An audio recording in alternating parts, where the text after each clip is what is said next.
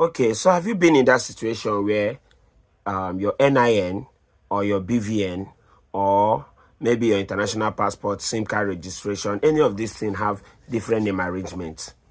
You know, this is a very big issue in Nigeria where anything that has to do with government registration, especially when it has to be database, the next thing you're hearing is maybe you finally get this big gig and money was transferred. You're supposed to execute this contract fast, and they tell you, oh, your account need upgrading. You have overshoot the account. And the next thing you go, okay, let me just take 20 minutes and rush to the bank and upgrade this account. And you're hearing, no, your name is the name that is supposed to be the middle name is now the first name. And what? You have to do court affidavit, publish in newspaper before you come back. These are like, where are we coming from? You go to do the affidavit, they want to bill you. In fact, the bankers will start telling you that you have connection with the NIM people. This happens to, sometimes after going to do affidavit, NIM will not tell you to go to national, in fact, if it has to do with maybe arrangement of age, you now hear that you have to go to national population. National population will not tell you, no, you don't need court declaration, you need court attestation, court affidavit to do attestation. After attestation, you now carry it to NIN to go and do upload. What? Time is going, and the problem is, this is just one. But there are situations where it becomes mad. Somebody goes, finish this thing, the name come out, they go to the bank, and bank say, it is still not arranged well. Now you took it from middle name, now you've taken it to surname. It's supposed to be first name. And what caused this thing? Because this Change Catalyst always provides solutions. So I feel Nigeria database should be synchronized. NIN should not call, you'll go to do NIN, they'll tell you what is your first name, what is your middle name, what is your last name.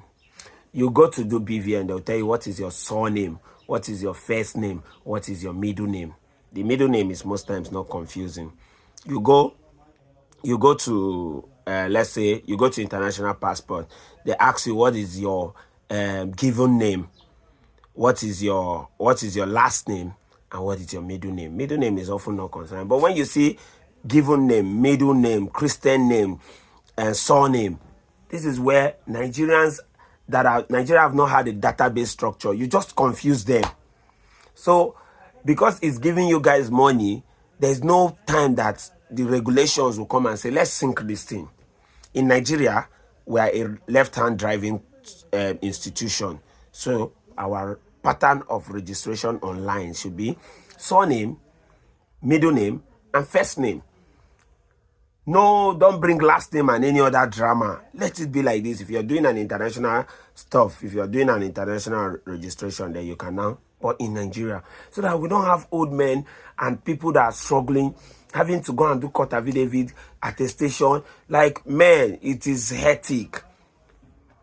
Let's leave the age on, because Nigeria abused the age on. Since we know in Nigeria, sometimes maybe you're trying to get admission, especially if you're from a poor background, and maybe admission took you like 10 years to get.